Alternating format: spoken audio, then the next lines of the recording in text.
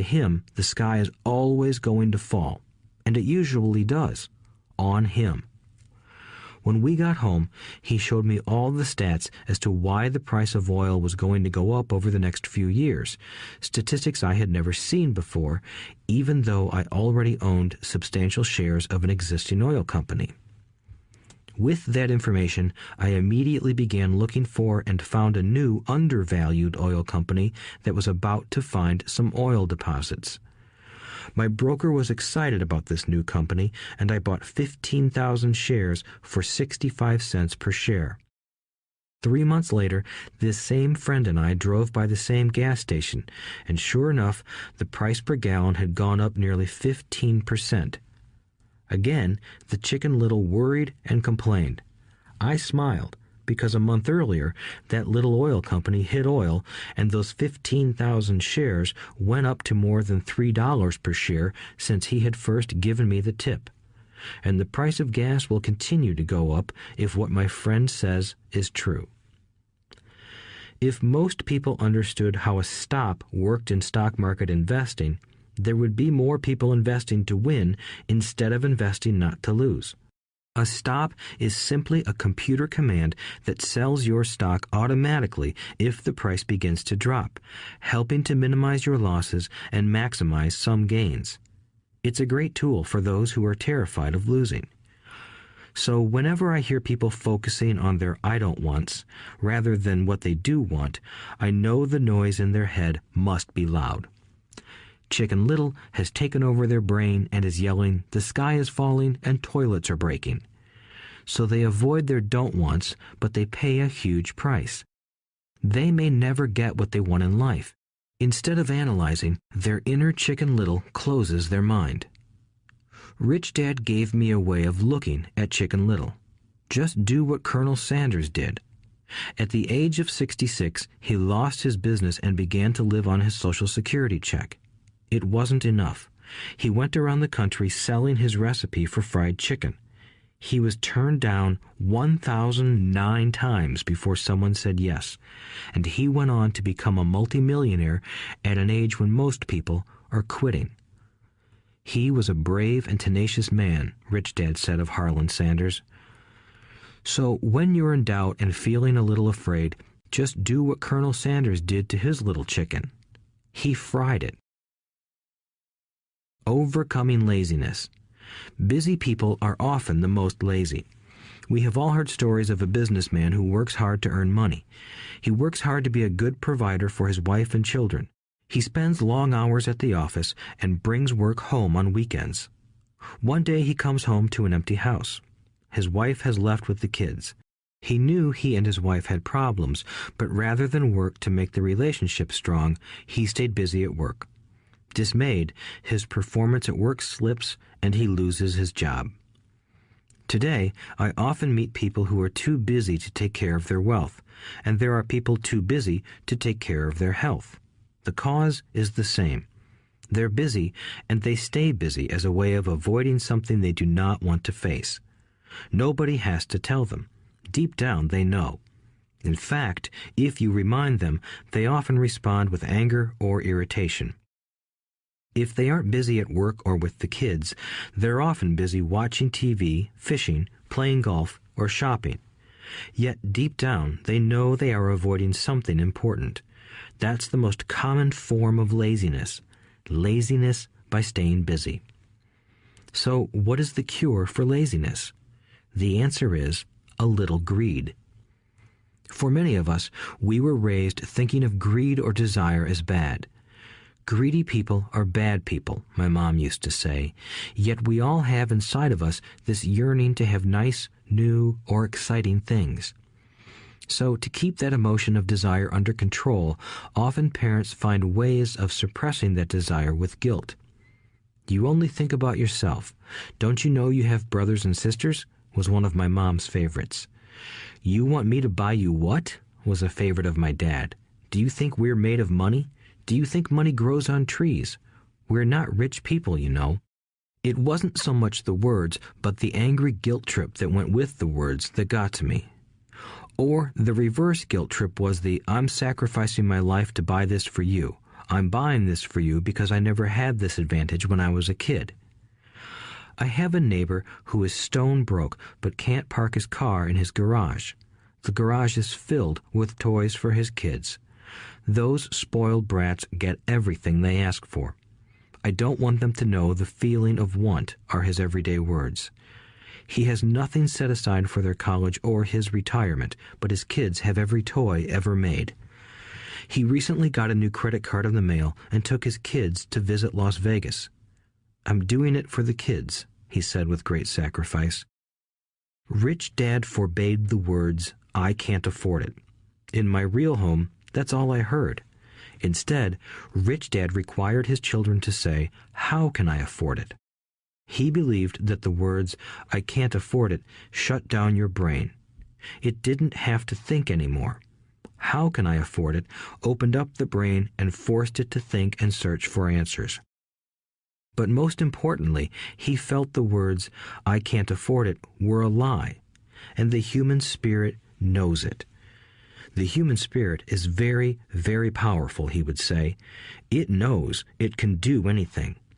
By having a lazy mind that says, I can't afford it, a war breaks out inside you. Your spirit is angry, and your lazy mind must defend its lie. The spirit is screaming, come on, let's go to the gym and work out. And the lazy mind says, but I'm tired. I worked really hard today. Or the human spirit says, I'm sick and tired of being poor. Let's get out there and get rich. To which the lazy mind says, rich people are greedy. Besides, it's too much bother. It's not safe. I might lose money. I'm working hard enough as it is. I've got too much to do at work anyway. Look at what I have to do tonight. My boss wants it finished by morning. I can't afford it also causes sadness, a helplessness that leads to despondency and often depression. How can I afford it opens up possibilities, excitement, and dreams. So Rich Dad was not so concerned about what we wanted to buy as long as we understood that how can I afford it creates a stronger mind and a dynamic spirit. Thus, he rarely gave Mike or me anything. He would instead ask, how can you afford it?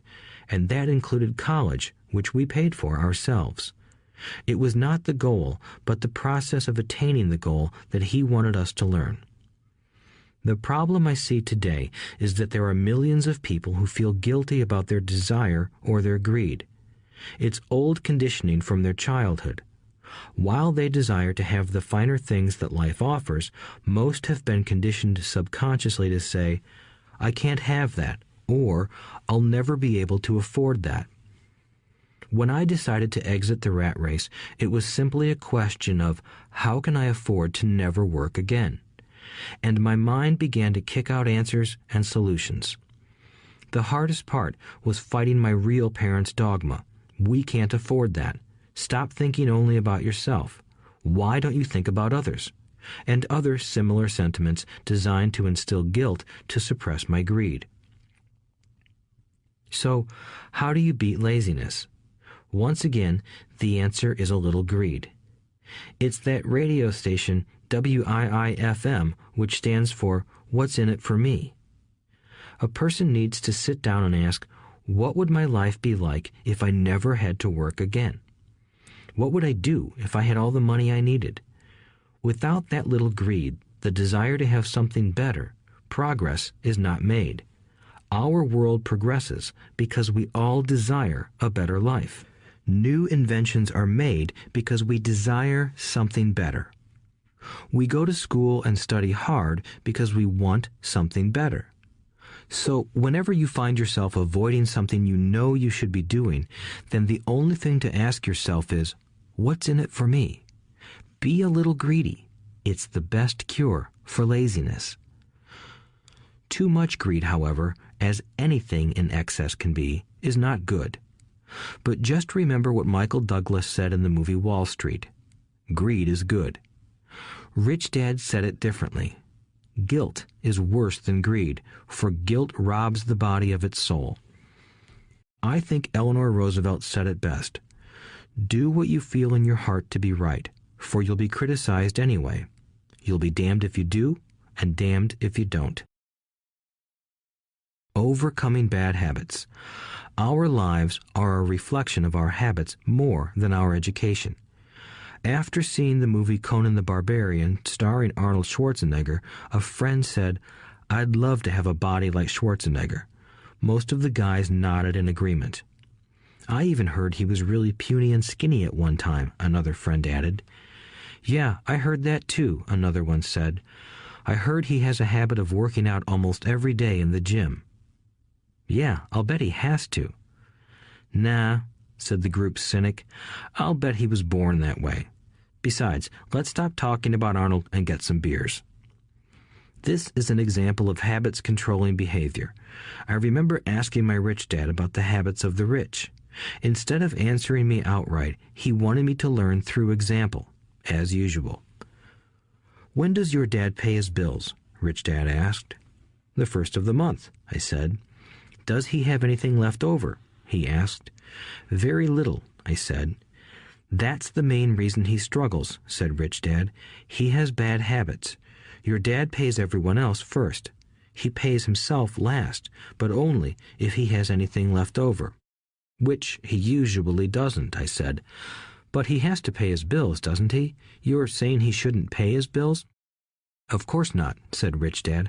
"I firmly believe in paying my bills on time. I just pay myself first, before I pay even the government." "But what happens if you don't have enough money?" I asked. "What do you do then?" "The same," said Rich Dad. "I still pay myself first, even if I'm short of money. My asset column is far more important to me than the government." "But," I said, "don't they come after you?" "Yes, if you don't pay," said Rich Dad. "Look, I did not say not to pay. I just said I pay myself first, even if I'm short of money." "But," I replied, "how do you do that?" "It's not how. The question is why," Rich Dad said. "Okay, why?" "Motivation," said Rich Dad. "Who do you think will complain louder if I don't pay them? Me or my creditors?" "Your creditors will definitely scream louder than you," I said, responding to the obvious. "You wouldn't say anything if you didn't pay yourself." So you see, after paying myself, the pressure to pay my taxes and the other creditors is so great that it forces me to seek other forms of income. The pressure to pay becomes my motivation. I've worked extra jobs, started other companies, traded in the stock market, anything, just to make sure those guys don't start yelling at me. That pressure made me work harder, forced me to think, and all in all, made me smarter and more active when it comes to money.